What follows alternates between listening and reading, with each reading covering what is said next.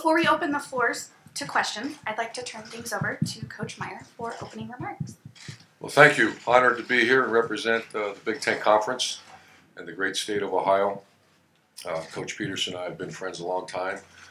I've admired his programs to the point that I actually went and visited him when he was at Boise State. And I've often told the story, I'm not sure I told Chris this, that in 2006, we were playing, I was in Florida playing Ohio State, ironically, for the national title. And they were playing Oklahoma a few days before us, and I was trying to get some sleep. And that's when they did the hook and ladder and the statue. And Shelly punched me in the side and said, well, why don't you be creative like Chris and run plays like that? So I still hold that against Chris. We're honored to be here. The Rose Bowl committee and hospitality in Los Angeles has been awesome, and we hope to perform well and make the granddaddy of all the most watched bowl game of the season. Thanks, Coach. And now, Coach Peterson. Yeah, this has been an awesome week. This has been something that I think our staff, a lot of people from the state of Washington, have been longing to come back here. And after the week of being here, you can see why. First class operation, going to play an elite team. It is kind of ironic being here with Urban. Going back with him and some of the notes we've compared and shared, and you always want to play in something like this, and then sometimes you end up, it's like you're playing a game that you thought about all along, and you look and you say, it's going to be against him. But we are honored and proud. I'm proud of our team, how hard those kids have battled, been through a lot of different things. Hadn't been easy, but it never is. And we're excited to be here and play a great Ohio State team for sure. Thanks, Coach. Before we open the floor to questions, I just want to remind everyone that the coaches will be doing a joint photo with the trophy, and we will escort you or announce your opportunity to stand up and take a picture. So at this time, we'll open the floor to comments. Please wait until you have a microphone in hand and state your name and outlet. Questions? Dom in the back. Dom Taberry, WBNS TV. Urban, obviously this is your last go-around. You've never coached in this game. What has this experience been like for you, and is this a fitting end to this bowl game? Well, it's I don't want to devalue the experience, but we're here to win a football game, and the best part of a bowl experience is doing your very best to go win and winning it. So we have been working very hard on that, realizing who we're playing and how good they are. So it's been a great experience, and this has been a bucket list item since I started coaching. Been close several times, including when I was a GA at Ohio State back in '86. We came very close to coming to the Rose Bowl. Throughout my head coaching career, we had opportunities that I thought we were going, and then we ended up going in another bowl game. So it's I can't imagine a better opportunity a better bowl game to go play, but we try and avoid that at all costs, because any distraction other than getting ready to play is not, we're not going to allow that, and that's get ready to go play this game. Gentleman in the white hat. Austin Ward, Letterman wrote, Urban, we've asked players this a bunch of times, like, do they get nervous before games? But I don't think I've ever asked you, do you get nervous for games, and does tomorrow and what it means make it any different for you? I don't think nervous is a strong enough term before a game. Deathly ill might be more appropriate. Yeah, you get very nervous. And once again, it's not about the coach, it's about the player. We do everything we do, really up to, we call it the 48-hour rule. Everything we do up until game time is to make sure they're not in that. But I don't want to speak for Chris, but we actually have talked about this over the years, and absolutely, what runs through a coach's mind is every scenario that happens. It's not fair to that player to not be prepared when that hits. And some people say, well, they just got to shoot from the hip, and we don't believe in that. We believe in trying to put them in those many positions as you can, so when it does hit, they know how to react. So nervous is probably not a strong enough word. Next question. Pink shirt, third row. Yes, Bill Rabinowitz from the Columbus Dispatch for Urban. You were inside the Rose Bowl yesterday for the first time, I presume, ever. What was that like for you? And I know you've told the story of being kicked out before. Well, I had to ask to go in it because I've never been in to see it. And back in the 90s, I can't remember exactly what year, I drove by it and stopped. And I used to recruit out here all the time. And I stopped and I was going to try to sneak peek inside because I've heard about it for so many years and watched it. And I was told to leave. And I might add, the guy was real rude too, but it was awesome, And I wasn't able to completely see the mountains, but I'm sure we'll see that. I keep hearing that tomorrow. Next question, gentleman in the. Ari Wasserman, The Athletic. Urban, I know that this is an important time for your team and for you personally. It's also a pretty big transitional period in terms of the program. How has Ryan Day handled this, and how have you seen people reacting to him? Are people different with him? Is he kind of changing into the head coach persona that you might see? Like, what's this transition been like? I couldn't have been better. Recruiting, I think Ryan and the staff absolutely did exceptional on signing date. We didn't have the numbers, but the quality of players that we signed was, I know, top 2 or 3 in America. I know there were a couple at the end, but we also got a couple at the end. So I thought it's been phenomenal. Bob Stoops is a great friend, and we actually talked about this. I can't imagine it's not every coach's dream to hand it off to someone that you really believe can make it stronger, and not a bunch of people lose their jobs. And the foundation is so strong at Ohio State. The culture is so strong, and it certainly wasn't me. It was all of us, and everyone's in place. And Ryan's going to do exceptional. He's an elite coach, and I think he's handled the transition. Just ask our players. It's been awesome, and I can't wait to see what he does. Gentleman over there. Yeah, Tim May, Columbus Dispatch. Urban, Ezekiel Elliott, Joey Bosa opted to play. I'm over here. Ezekiel Elliott and Joey Bosa opted to play, obviously, in 2015, the bowl game, even though everybody knew they were leaving. I'm just wondering, with Draymond and Mike Weber opting to play, does your admiration for them grow a little bit? I don't know, for want of another term. I think that's a touchy situation. It's also, the players that leave early for the NFL draft. You'd like to see everybody play, but I've been involved in those conversations, and I certainly understand it. Denzel Ward, he's like a family member. Nick Bosa certainly is a family member. And then you got Draymond, Mike Weber, and others that made a decision to play. I try to avoid that. I don't want to give my opinion because I don't want someone to say, well, you told us to do this. Same thing with leaving early. If you ask for opinion, then I try to talk to general managers, et cetera, to try to make sure we give them good advice, not opinion. And same thing with playing. I avoid that. And if they ask me, I say, this is a family decision. We'll support you either way. And one of the quickie, you seemed to share a moment with J.K. Dobbins yesterday during the team photo. I mean, he seemed to break down maybe a little bit standing next to you. And are you going to miss that as much as anything else? And also, like you said, the deathly ill feeling before a game. Don't you kind of get used to that? No, you don't get used to that, but I will miss the players. And the good thing is I think I'm going to still be in position at least to be around the players and hug them up and make sure that, the focus that I've had really the last part of my career is making sure that these guys don't get used by the system, that there's opportunities for them after the game, and that's what I'm going to be able to spend a ton of time on that. All right, a gentleman in the plaid and then a lady in the pink. Urban, Rob Aller, Columbus Dispatch. Over here.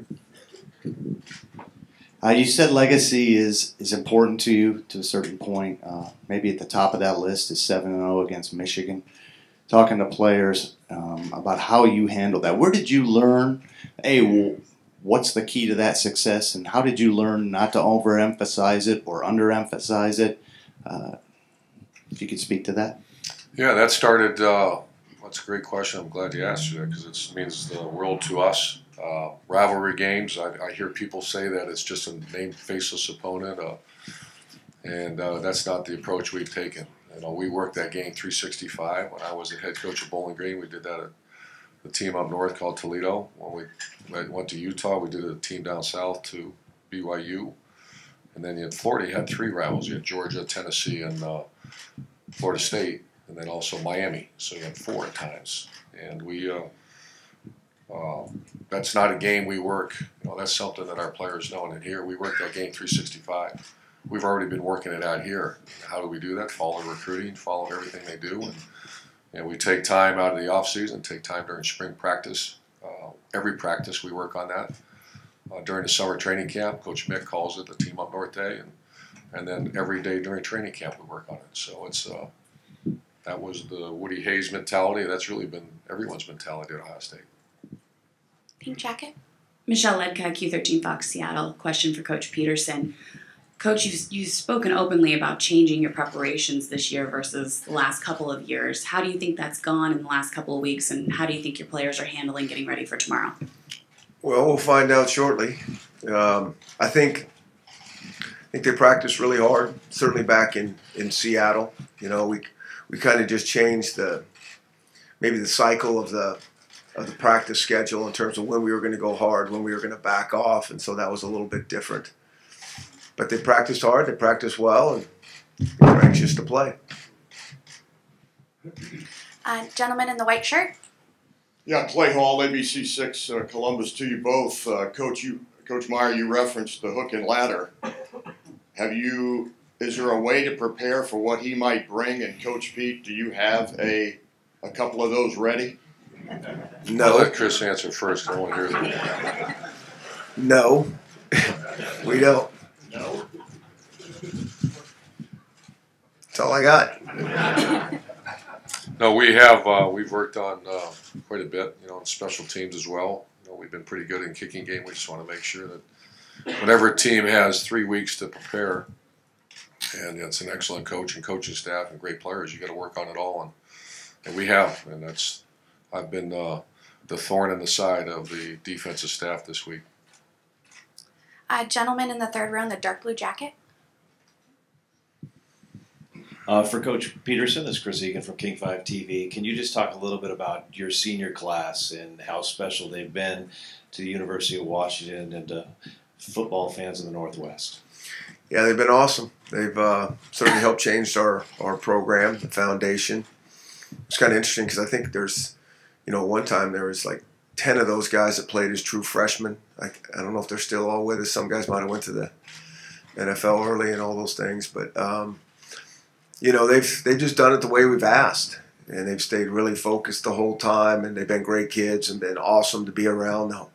It's really what you'd hope college football would be about, and I think we've, as coaches, gotten as much from those guys enjoyment as hopefully they've got from us, and even if they haven't enjoyed it the whole time, I think that they'll reap the benefits of our preaching and harping on them on the things outside of football.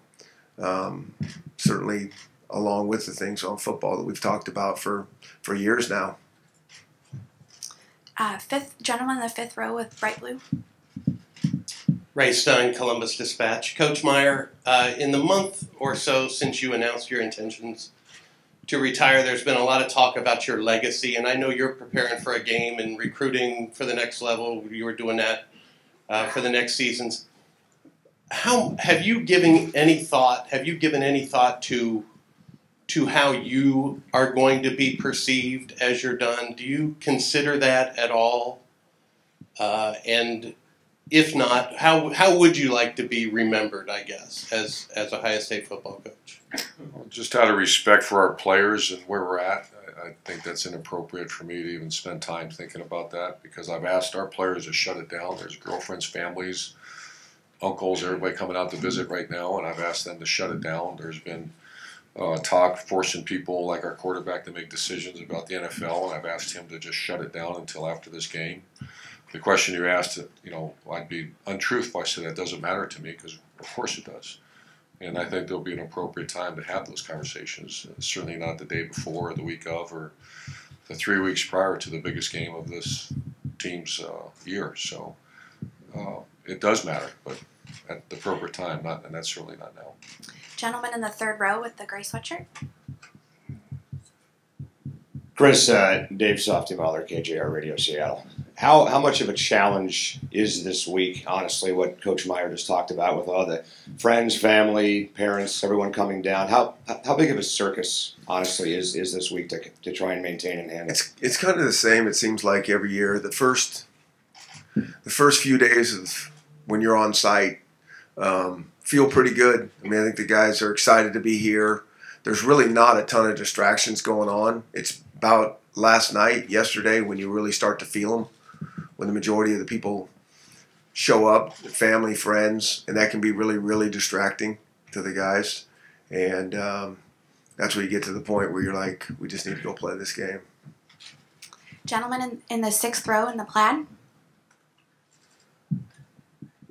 Doug Lane Maurice from Cleveland.com. Chris, this is for you, but it's also kind of for Urban as well. You guys are the same age.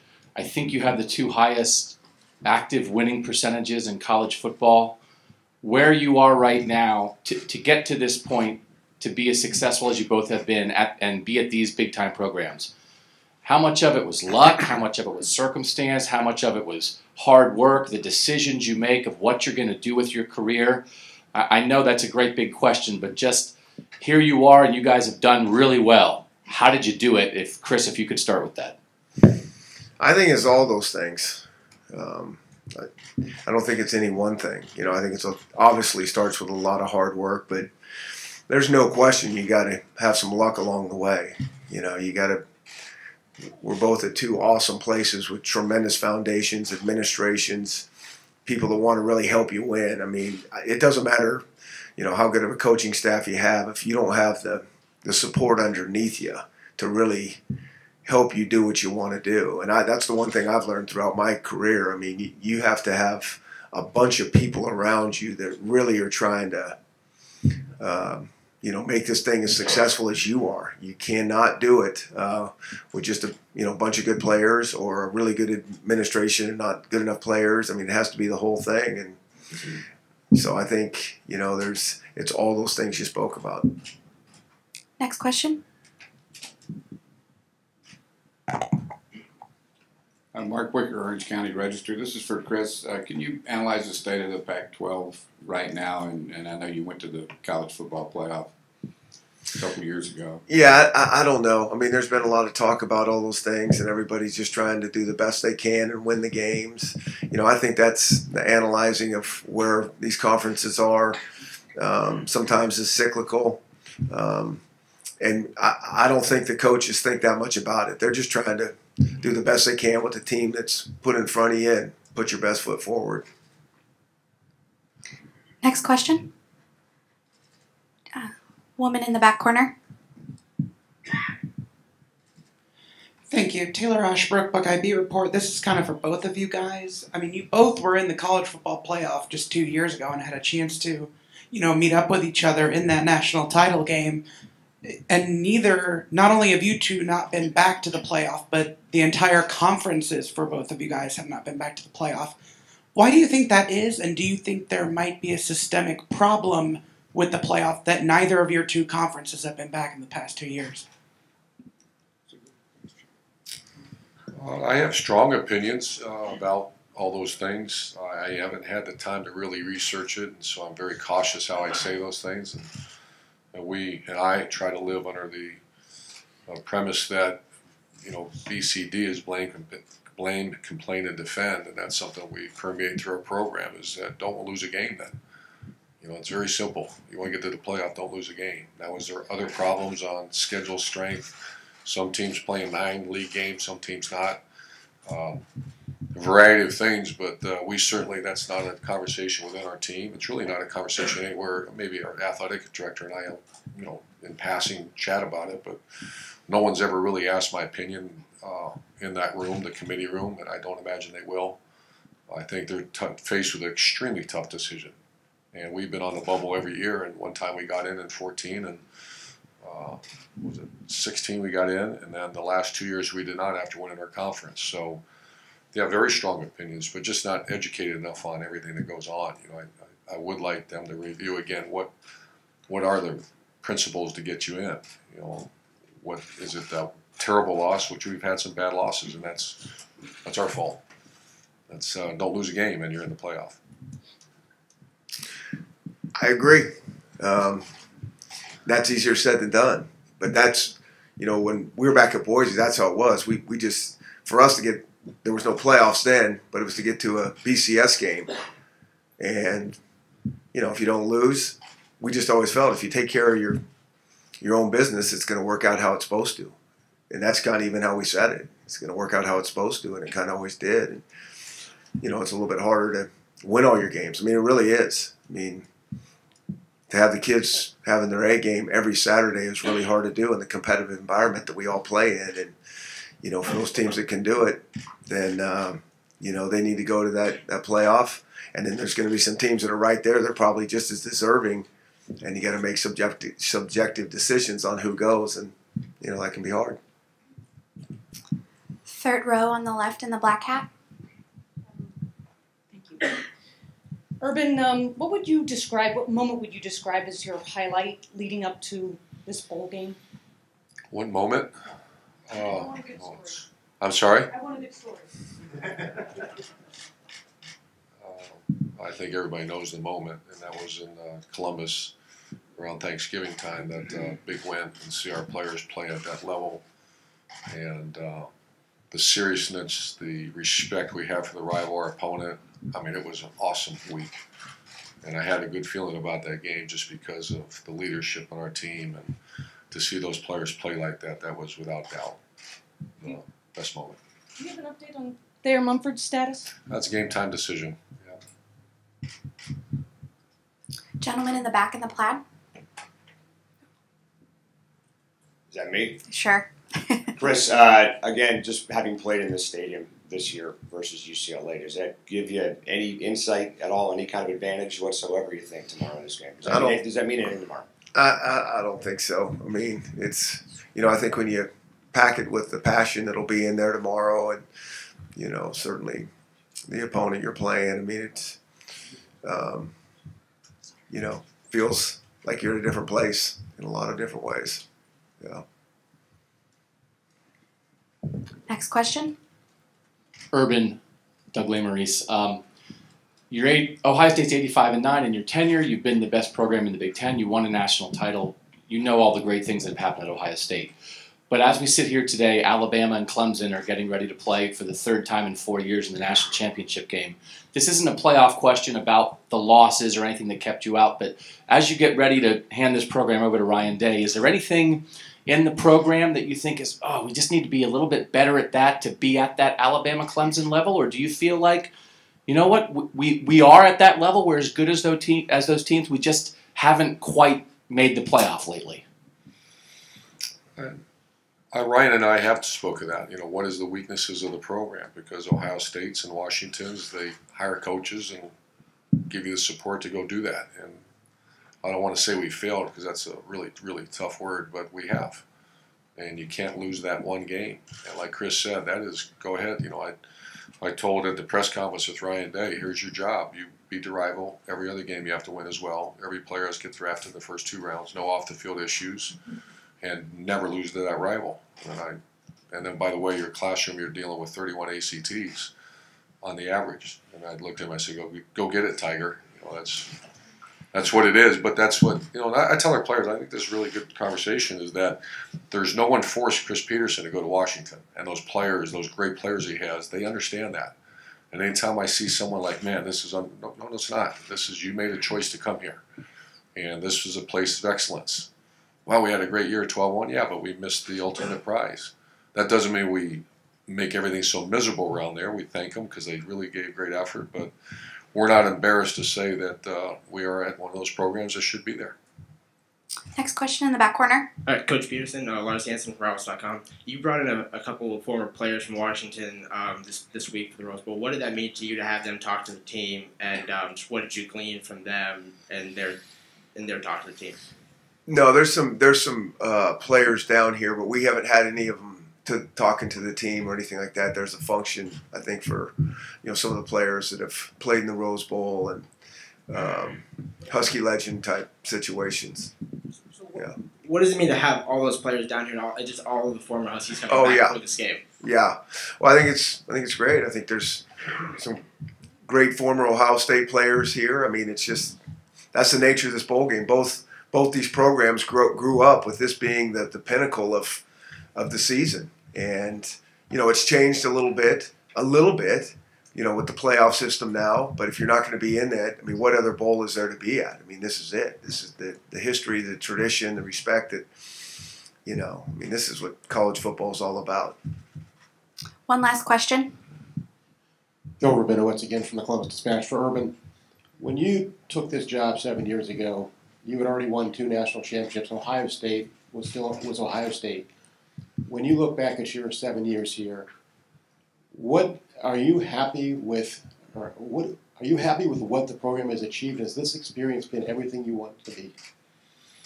Once again, there'll be a time to reflect. My initial response is absolutely.